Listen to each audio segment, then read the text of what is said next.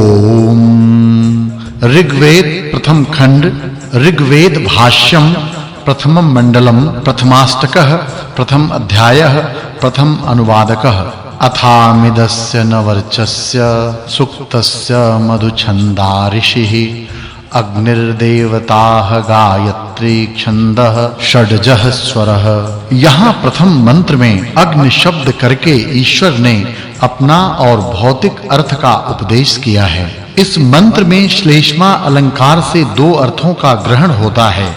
पिता के समान कृपा कारक परमेश्वर सब जीवों के हित और सब विद्याओं की प्राप्ति के लिए कल्प कल्प की आदि में वेद का उपदेश करता है। जैसे पिता व अध्यापक अपने शिष्य व पुत्र को शिक्षा देता है कि तू ऐसा कर व ऐसा वचन कह, सत्य वचन बोल इत्यादि शिक्षा को सुनकर बालक व शिष्य भी कहता है कि सत्य बोलूंगा, पिता और आचार्य की सेवा करूंगा, झूठ न कहूंगा। इस प्रकार जैसे परस्पर शिक्षक लोग शिष्य व लड़कों को उपदेश करते हैं, वैसे ही अग्निमीले इत्यादि वेद मंत्रों को भी जानना चाहिए, क्योंकि ईश्वर ने वेद सब जीवों के उत्तम सुख के लिए प्रकट किया है। इसी अग्निमीले वेद के उपदेश का परोपकार फल होने से इस मंत्र में ईले यह उत्तम पुरुष का प्रयोग भी है। अग्निमीले परमार्थ और व्यवहार विद्या की सिद्धि के लिए अग्नि शब्द से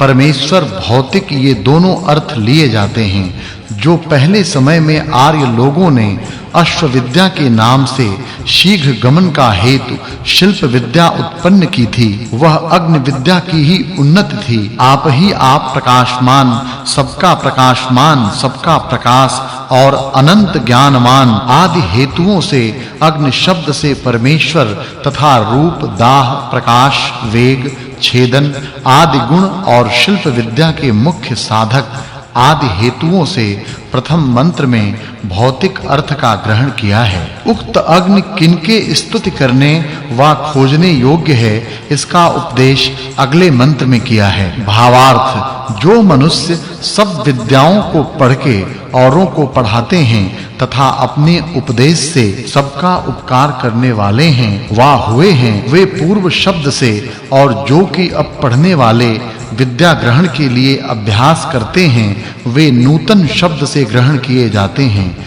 और वे सब पूर्ण विद्वान शुभ गुण सहित होने पर ऋषि कहते हैं। क्योंकि जो मंत्रों के अर्थों को जाने हुए धर्म और विद्या के प्रचार अपने सत्य उपदेश से सब पर कृपा करने वाले निष्कपट पुरुषार्थी, धर्म के सिद्ध होने के लिए ईश्वर की उपासना करने वाले और कार्यों की सिद्धि के लिए भौतिक अग्नि के गुणों को जानकर अपने कामों को सिद्ध करने वाले होते हैं, तथा प्राचीन और नवीन विद्वानों के तत्व जानने के लिए युक्ति प्रमाण से सिद्ध तर्क और कारण व कार्य जगत में रहने वाले प्राण हैं। इन सबके ईश्वर और भौतिक अग्नि का अपने-अपने गुणों के साथ खोज करना योग्य है। और जो सर्वज्ञ परमेश्वर ने पूर्व और वर्तमान अर्थात त्रिकालस्थ ऋषियों को अपने सर्वज्ञपन से जान के इस मंत्र में परमार्थ और व्यवहार ये दो विद्याएं दिखलाई हैं। इससे इसमें भूत व भविष्य काल की बातों को कहने में कोई भी दोष नहीं आ सकता, क्योंकि वेद सर्वज्ञ परमेश्वर का वचन है। वह परमेश्वर उत्तम गुणों को तथा भौतिक अग्नि व्यवहार कार्यों में संयुक्त किया हुआ उत्तम भोग के पदार्थों का देने वाला होता है। पुराने की अपेक्षा एक पदार्थ से दूसरा नवीन और नवीन की अपेक्षा पहला पुराना होता है। देखो, यही अर्थ इस मंत्र का निरुक्तकार ने भी किया है कि प्राकृत जन अर्थात अज्ञानी लोगों ने जो प्रसिद्ध परमेश्वर और सब विद्याओं का हेतु जिसका नाम विद्युत है, वही भौतिक अग्नि यहाँ अग्नि शब्द से लिया है। अब परमेश्वर की उपासना और भौतिक अग्नि के उपकार से क्या-क्या फल प्राप्त होता है, सो अगले मंत्र में उपदेश किया है। भावार्थ, इस मंत्र में श्लेष्मा अलंकार से दो अर्थों का ग्रहण है। ईश्वर की आज्ञा में रहने तथा शिल्प विद्या संबंधी कार्यों की सिद्धि के लिए भौतिक अग्नि को सिद्ध करने वाले मनुष्यों को अक्षय अर्थात जिसका कभी नाश नहीं होता सो धन प्राप्त होता है तथा मनुष्य जिस धन से कीर्ति की वृद्धि और जिस धन को पाके वीर पुरुषों से युक्त होकर नाना सुखों से युक्त होते हैं सबको उचित है कि उस धन को अवश्य प्राप्त करें। उक्त भौतिक अग्नि परमेश्वर किस प्रकार के हैं यह भेद अगले मंत्र में जनाया है। भावार्थ इस मंत्र में श्लेषालंकार है जिस कारण व्यापक परमेश्वर अपनी सत्ता से उक्त यज्ञ की निरंतर रक्षा करता है इसी से वह अच्छे-अच्छे गुणों के देने का हेतु होता है।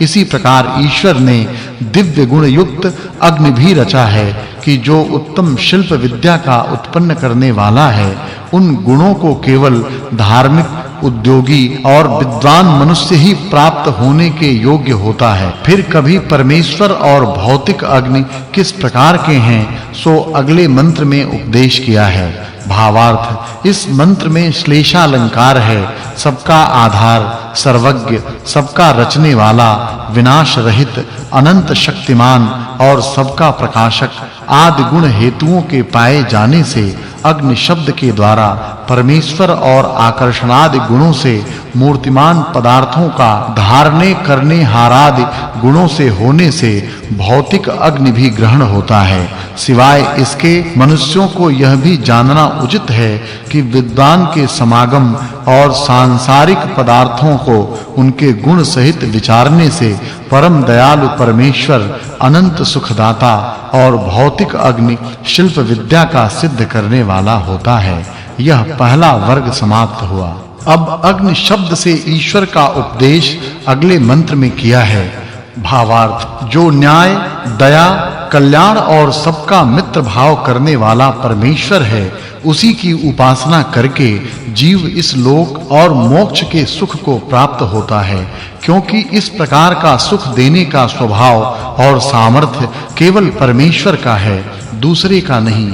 जैसे शरीरधारी अपने शरीर को धारण करता है वैसे ही परमेश्वर सब संसार को धारण करता है और इसी से इस संसार की यथावत रक्षा और स्थिति होती है। उक्त परमेश्वर कैसे उपासना करे प्राप्त होने योग्य है इसका विधान अगले मंत्र में किया है। भावार्थ हे सबको देखने और सब में व्याप्त होने वाले उपासना के योग्य परमेश्वर हम लोग सब कामों के करने में एक क्षण भी आपको नहीं भूलते इससे हम लोगों को अधर्म करने की कभी इच्छा भी नहीं होती क्योंकि जो सर्वज्ञ सबका साक्षी परमेश्वर है वह हमारे सब कामों को देखता है। इस निश्चय से फिर भी वह परमेश्वर किस प्रकार का है सो अगले मंत्र में उपदेश किया है। भावार्थ जैसे विनाश और अज्ञान आदि दोष रहित परमात्मा अपने अंतर्यामी रूप से सब जीवों को सत्य का उपदेश तथा श्रेष्ठ विद्वान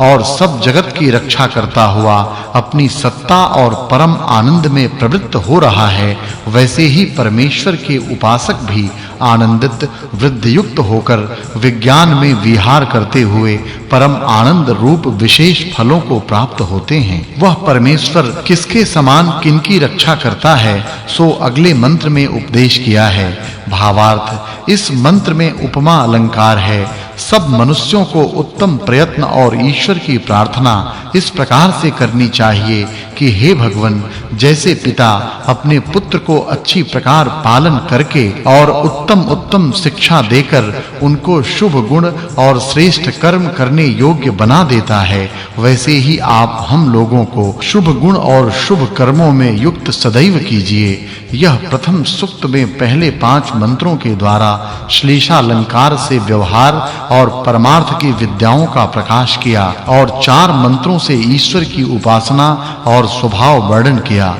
यह पहला सूक्त और दूसरा वर्ग समाप्त हुआ। अब द्वितीय सूक्त का प्रारंभ है। उसके प्रथम मंत्र में उन पदार्थों का वर्णन किया है कि जिन्होंने सब पदार्थ